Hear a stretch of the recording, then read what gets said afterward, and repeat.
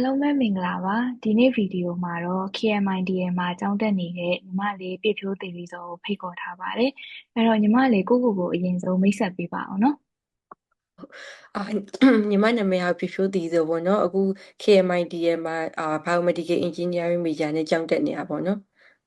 ်ဟုတ်ညီမလေးအဲ့တော့ပထမဆုံးအနေနဲ့ဒီ KMIDA ကိုဘာလို့ရွေးဖြစ်သွားရလဲဆိုတဲ့အကြောင်းလေးပြောပြပေးပါဦးဟုတ်ညီမဘာလို့ရွေးဖြစ်သွားလဲဆိုတော့ညီမအရင်ဆုံးစိတ်ဝင်စားရတော့ nursing ဘိုင်းကိုပို့သွားခြင်းတယ်ပေါ့နော်ဒါပေမဲ့ထိုင်းမှာ nursing ဘိုင်းကိုရွေးမယ်ဆိုရင်ကြတော့နောက်ပိုင်းကိစ္စတွေအဲ့လိုမျိုးရှုပ်လာမှဆိုလို့အဲ့ဒါနဲ့ biomedical engineering နဲ့ဆေးဘက်ကိုနည်းနည်းဆိုင်တဲ့ major ကိုရှာကြည့်တော့ biomedical engineering နဲ့ biomedical science ဆိုပြီးတော့တွေ့ရပေါ့နော်အဲ့ဒါဟိုမှာ biomedical science ကကြတော့ Ransit နဲ့ Mahidol နဲ့နှစ်ခုပဲရှိတာဟိုမှာ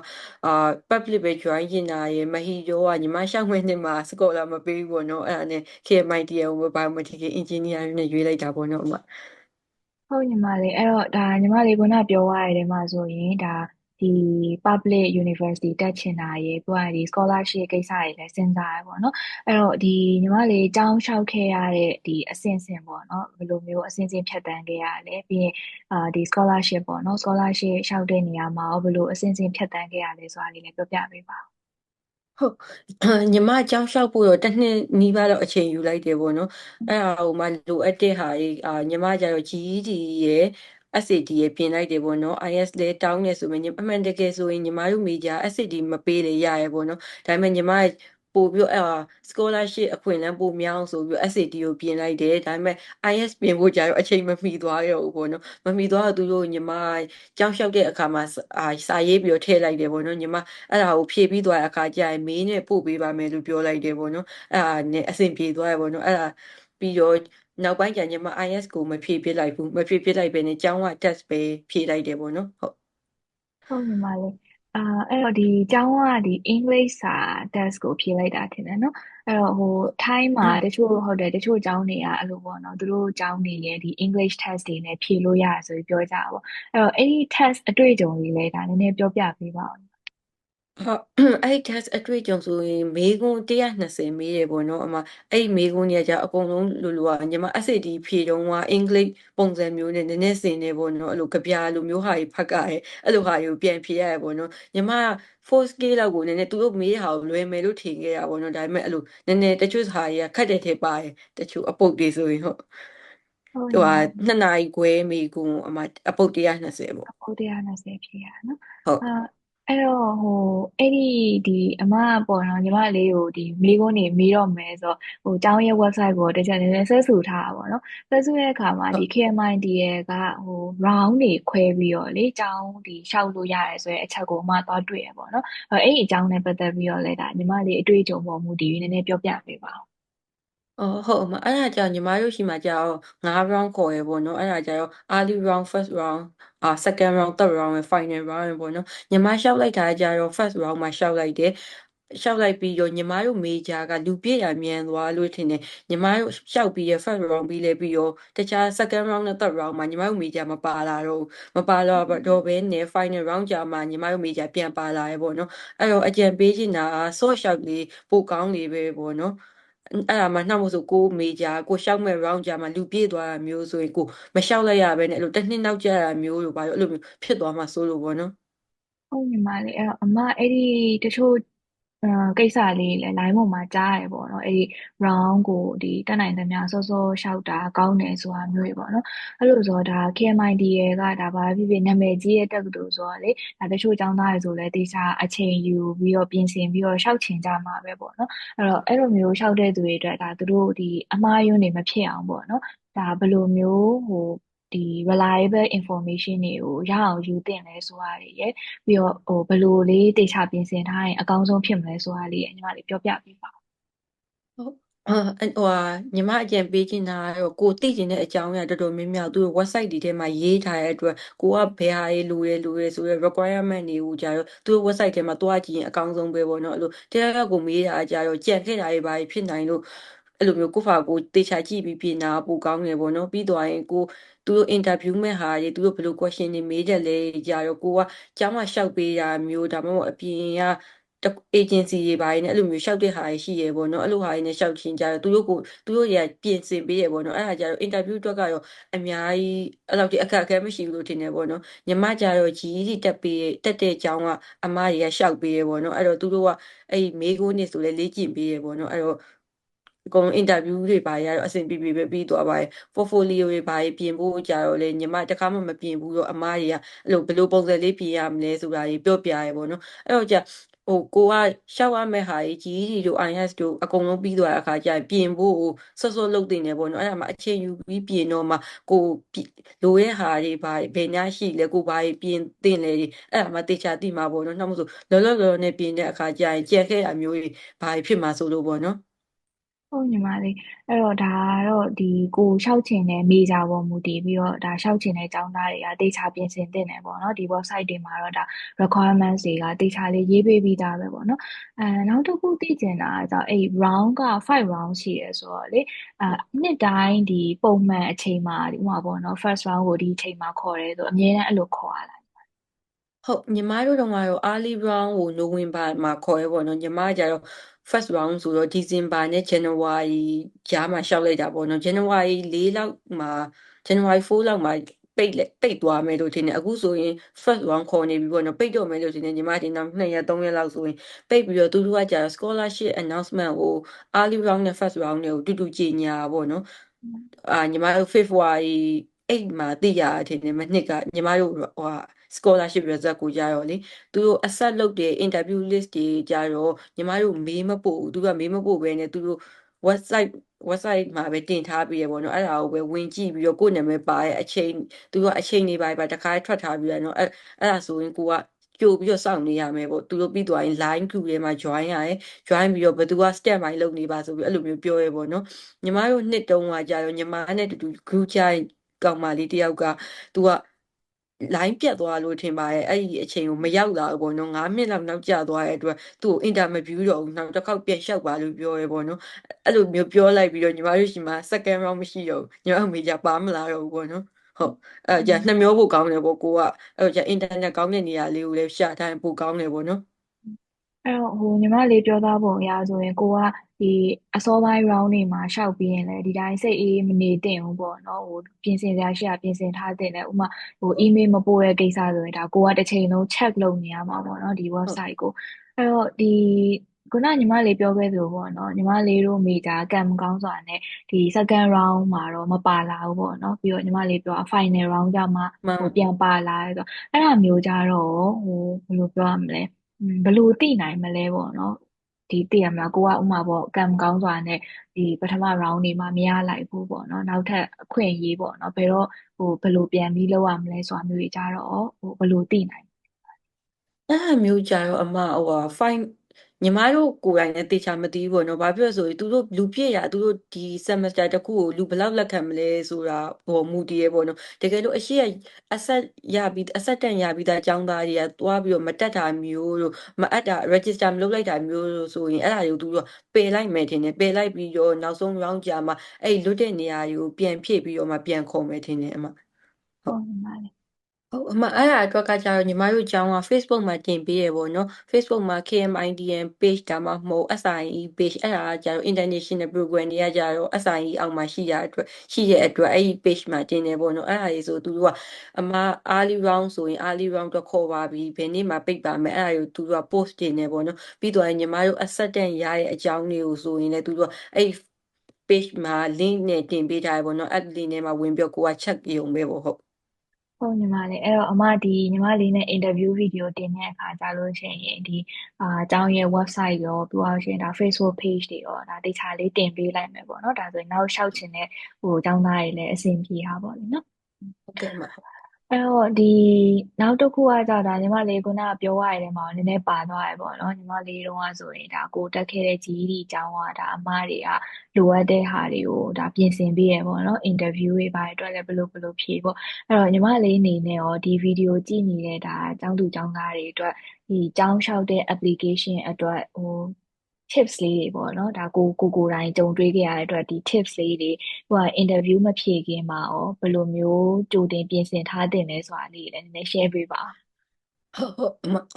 ညီမတို့ကတော့စိတ်လှုပ်ရှားရပေါ့နော်ပထမအဆုံးအင်တာဗျူးဖြေရမှာဆိုတော့ပေါ့နော်အဲ့တော့အကြံပေးချင်တာကတော့စိတ်အေးအေးထားပြီးဖြေပေါ့နော်ပြီးသွားရင်ကိုက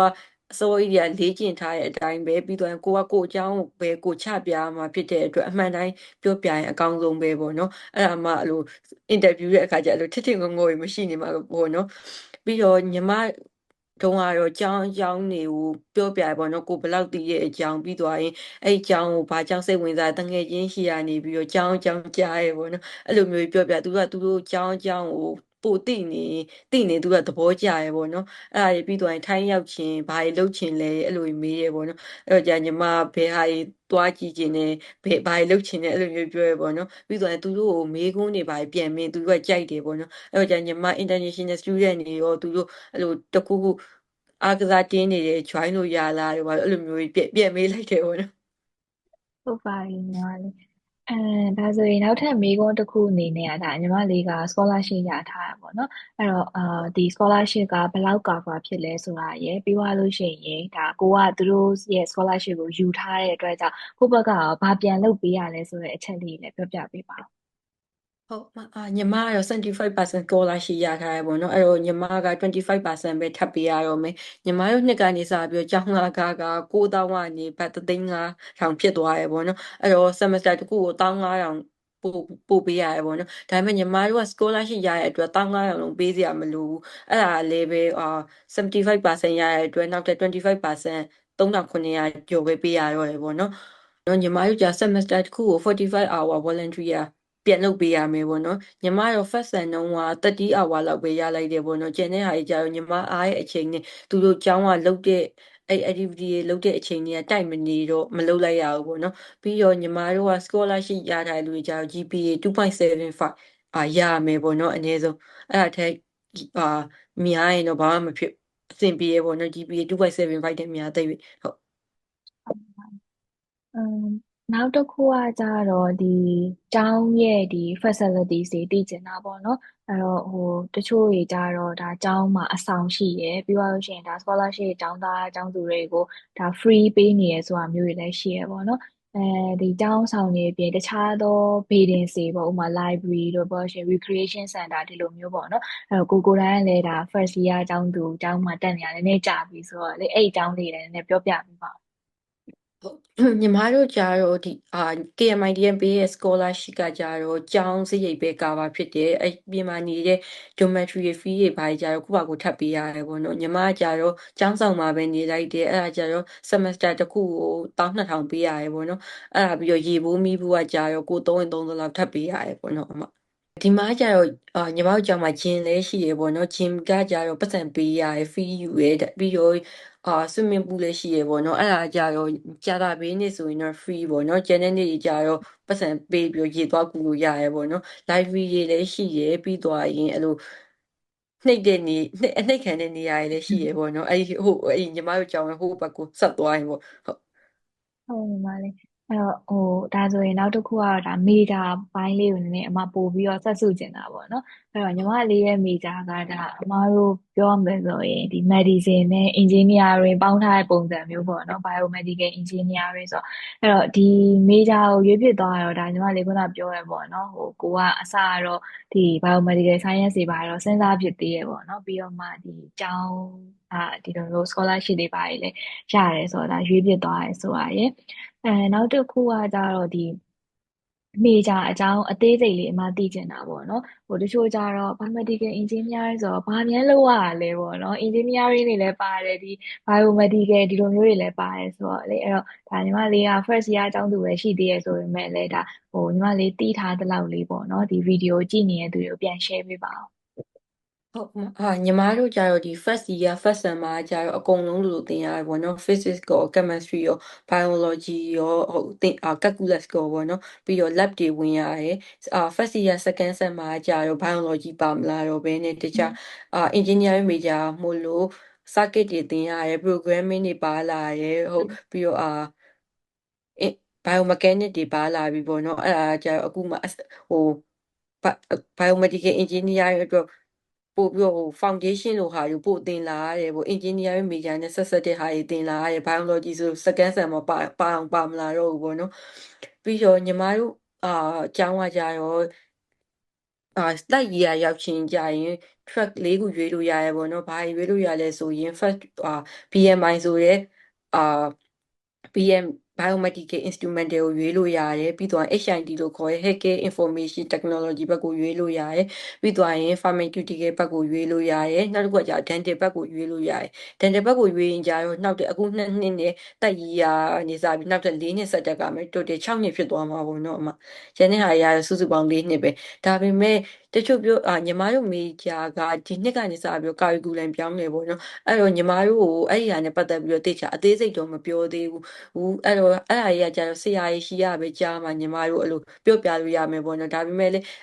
curriculum ပြောင်းလဲဆိုရင်အများကြီးပြောင်းသွားတာမဟုတ်ဘဲနဲ့နည်းနည်းရွေးလို့ရမယ်အပိုင်းလေးတွေရဲ့ကိုကထပ်ယူရမယ့်ဟာတွေအဲ့လိုဟာပဲနည်းနည်းစတင်ကြတာပဲနည်းနည်းပြောင်းသွားမယ်လို့ထင်တယ်ပေါ့နော်ညီမတို့